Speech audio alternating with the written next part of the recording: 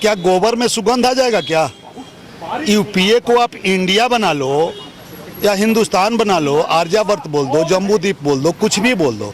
भारत कहें चाहे इंडिया कहें, बात एक ही है, वहाँ कोई अंतर नहीं है। लेकिन ये जनता को गुमराह कर रहे हैं और जनता को गुमराह करके चुनाव जीतना चाह रहे हैं, लेकिन ऐसा नहीं होगा। चूंकि हमारे देश का पुराना नाम राजा दुष्यंत ने शकुंतला के गर्भ से उत्पन्न अपने पुत्र भरत के नाम पे इस देश का नाम भारत रखा था, और भारतीय संविधान में भी हमारे देश का नाम भारत ही है। कि इंडिया माने ही होता है मूर्खों का समूह, तो इंडिया हट गया तो ये हमारे गर्व का विषय है। उसके बाद आरएसएस वाला कि अब भारत कहने की आदत डाल लो। क्यों भाई, हमको गाना याद है एक देवानंद और हेमा मालिनी की पिक्चर का, उसकी एक जरा सी झलक दिखा रहा हूँ। चल बैठ जा, बैठ गई, खड़ी हो जा, खड़ी हो गई। क्यों, हम तुम्हारे बाप के नौकर है, तुम जैसे चाहोगे हम करेंगे। हम जब पूरा देश नंगा भूखा था, जब पूरे देश के शरीर पर वस्त्र और रोटी नहीं थी, तो हमने ईश्वरों का निर्माण किया। जब तक भ्रष्टाचार में लगाम नहीं लगाएंगे तब तक विश्व गुरु का सपना मुंगेरी लाल का सपना होगा, समझा था।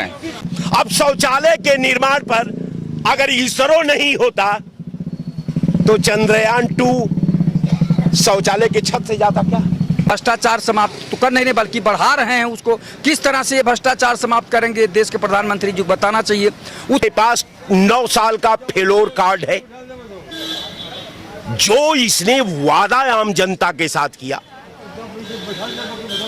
उसका तो कुछ हुआ नहीं। योगी और मोदी को छोड़कर हमारी सोच से योगी मोदी छोड़कर बाकी सब उनके अधिकारी भ्रष्ट हैं, महाभ्रष्ट हैं। देश के प्रधानमंत्री जी कहे थे कि 2 करोड़ लोगों को प्रतिवर्ष रोजगार देंगे, भ्रष्टाचार समाप्त करेंगे, विदेशों में जमा काला धन वापस ले आएंगे। इन 3 मुद्दों पे तो देश के प्रधानमंत्री बोलने के लिए नहीं तैयार हैं, न बताने के लिए तैयार हैं।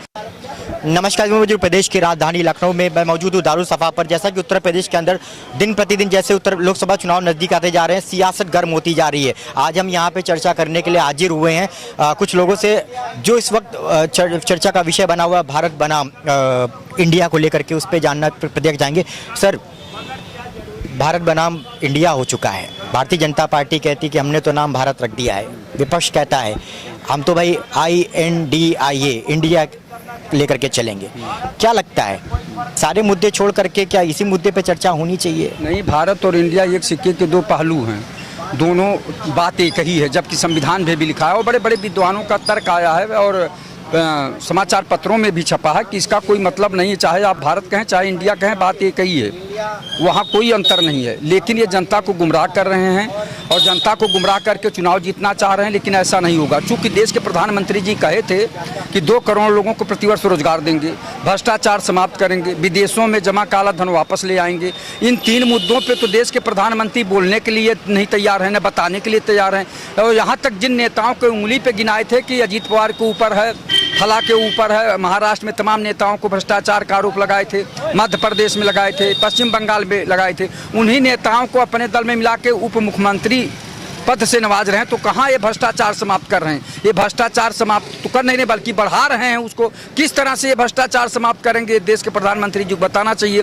उत्तर प्रदेश में तमाम नेताओं के ऊपर लगाए थे भ्रष्टाचार का आरोप, न किसी को जेल भेजे, न किसी की संपत्ति जब्त की। अभी तक 9 साल बीत गया, 9 साल बीत गया और अभी तक भ्रष्टाचार में जितने नेताओं को देश के प्रधानमंत्री गिनवाए थे किसी को नहीं भेजे। चूंकि वो आम नागरिक नहीं, हम जैसे लोग नहीं है कि हमारा कोई वो नहीं, वो अधिकार है उनके पास सब शक्तियां हैं, वो जेल भेज सकते हैं, संपत्ति जब्त कर सकते हैं, लेकिन ऐसा कुछ नहीं कर रहे हैं। कैसे आप विश्वगुरु बनाएंगे? भ्रष्टाचार बढ़ता जा रहा है और भ्रष्टाचारी नेताओं को आप प्रश्रय दे रहे हैं, तो कैसे आप विश्वगुरु बनाएंगे? बेरोजगारी की बाढ़ आ रही है, उस पर कोई काम कर नहीं रहे हैं, जनता जो परेशान है। आप बताइए, MA PhD करके, डीलिट करके, BTech करके, MTech करके लोग परेशान हैं और उसके बाद भी नौकरी नहीं मिल रही है, तो क्या होगा? आप बताइए कि कैसे बेरोजगारी समाप्त करेंगे? अगर नाम भारत कर दिया है भारतीय जनता पार्टी ने और विपक्ष ने इंडिया कर रखा है, कुछ प्रभाव पड़ेगा 2024 में या बस जैसा चल रहा वैसा चलेगा? देखिए, ऐसा है कि भारत तो हमारे गर्व का विषय है, भारत की जनता के गर्व का विषय है। इंडिया अंग्रेजों का थोपा हुआ एक शब्द था। आप गूगल सर्च करके देखो, उसमें है कि इंडिया माने ही होता है मूर्खों का समूह, तो इंडिया हट गया तो ये हमारे गर्व का विषय है। रही बात बेरोजगारी और भ्रष्टाचार की, तो इसकी तो हम जितना निंदा हो सके उतना निंदा करता हूँ कि भ्रष्टाचार विधिवत बढ़ा है, घटा नहीं है। योगी और मोदी को छोड़कर हमारी सोच से योगी मोदी छोड़कर बाकी सब उनके अधिकारी भ्रष्ट हैं, महाभ्रष्ट हैं, उनके मंत्री भ्रष्ट हैं। जब तक इन पे लगाम नहीं लगेगी तब तक ये जो विश्व गुरु का सपना देख रहे हैं ये इनकी सब मिथ्या है, ये इनके मुंगेरी लाल के सपने होंगे। हम कर्मचारी नेता हैं, वैसे किसी पार्टी से लेना देना नहीं है। हम अपने कर्मचारियों को ही देखते हैं, अधिकारियों को देखते हैं। एक तो जितने इनके IAS PCS अधिकारी रैंक के हैं सब भ्रष्टाचार में एकदम विधिवत डूबे हुए हैं, समझ रहे हैं। जब तक इनके मंत्री और अधिकारी को ये लगाम नहीं लगाएंगे ये विश्व गुरु कभी नहीं बन पाएंगे। लगाम लगाएगा कौन? लगाम तो कौन लगाएगा? तो मैं कर रहा हूँ, प्रधानमंत्री और मुख्यमंत्री की ही बात तो कर रहा हूँ कि जैसे इन्होंने आतंकवाद समाप्त किया, आज हर आदमी निफिरिक होकर टहल रहा है, आज कहीं भी गोलीकांड नहीं हो रहा है। अब कोई आदमी अब बलात्कार कर रहे, कोई व्यक्तिगत दुश्मनी, कोई किसी गोली मार रहे, ये सब अलग की बातें हैं। लेकिन जहाँ बम विस्फोट हो जाते थे ये सब सारे काम बंद हैं, ये सब ठीक है। उसी हिसाब से जब तक भ्रष्टाचार में लगाम नहीं लगाएंगे तब तक विश्व गुरु का सपना, मुंगेरी लाल का सपना होगा, समझ रहे हैं। बस भ्रष्टाचार पर लगाम लगाएं, बेरोजगारी पर ध्यान दें, रोजगार पर नौकरों को ध्यान दें। इसी से स्वर्णिम भारत बनेगा, इसी से जो है विश्व गुरु की ओर हम अग्रसर होंगे। और बाकी जो है पब्लिक को चूतिया बना वो अलग बात है। जय हिंद, जय भारत। क्या लगता है भारत बनाम इंडिया हो चुका है? भारतीय जनता पार्टी कह रही हम तो भारत कर देंगे नाम, विपक्ष ने इंडिया कर रखा है जिसको I.N.D.I.A कहा जाता है प्रवक्ताओं के भाषा में। कुछ प्रभाव आएगा? क्या सारे मुद्दे खत्म हो गए? बेरोजगारी, भ्रष्टाचार, ये सब चीजें खत्म कर देंगे, इसी पे चर्चा होती रहेगी क्या? ये बताइए अविनाश जी, आप एक वरिष्ठ पत्रकार हैं, नाम बदल देने से क्या गोबर में सुगंध आ जाएगा क्या? यूपीए को आप इंडिया बना लो या हिंदुस्तान बना लो, आर्यावर्त बोल दो, जम्बूद्वीप बोल दो, कुछ भी बोल दो। अरे जो भारत है ये भारतीय संविधान में वर्णित है। भारतीय संविधान के प्रस्तावना में संविधान निर्माताओं ने स्पष्ट लिखा है India that is Bharat. India जो कि भारत है, वो बार बार संविधान निर्माता बतला रहे हैं कि इंडिया भारत है। और अगर सरकार के तरफ से और महामहिम राष्ट्रपति के तरफ से अगर भारत को भारत कहा जा रहा है तो ये तो स्वागत योग्य कदम है और इसका स्वागत होना चाहिए। हमारे देश का पुराना नाम राजा दुष्यंत ने शकुंतला के गर्भ से उत्पन्न अपने पुत्र भरत के नाम पे इस देश का नाम भारत रखा था और भारतीय संविधान में भी हमारे देश का नाम भारत ही है और कोई नाम वर्णित नहीं है, क्योंकि संविधान निर्माताओं ने अंग्रेजी में लिखा था कि इंडिया दैट इज भारत, जो इंडिया जो कि भारत है, और कुछ उन्होंने नहीं कहा था।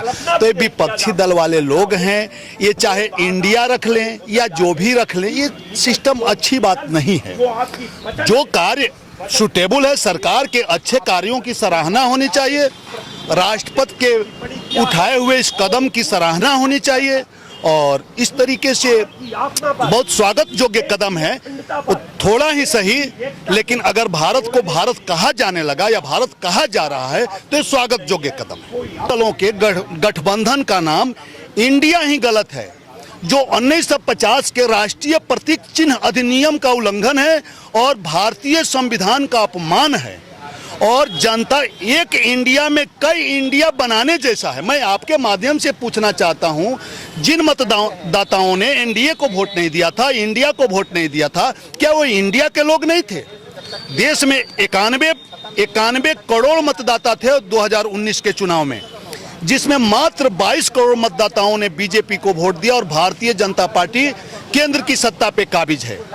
पर 29.5 करोड़ मतदाता जो वोट देने गए ही नहीं, क्या वो इंडिया के नहीं हैं? उन्होंने इन इंडिया वालों को निगलेक्ट कर दिया था। उस समय ये लोग इंडिया वाले नहीं थे, यूपीए थे, तो निगलेक्ट कर दिया था। मैं ये कहना चाह रहा हूं कि 63 लाख मतदाताओं ने नोटा को वोट दिया था, वो भी इंडिया के हैं।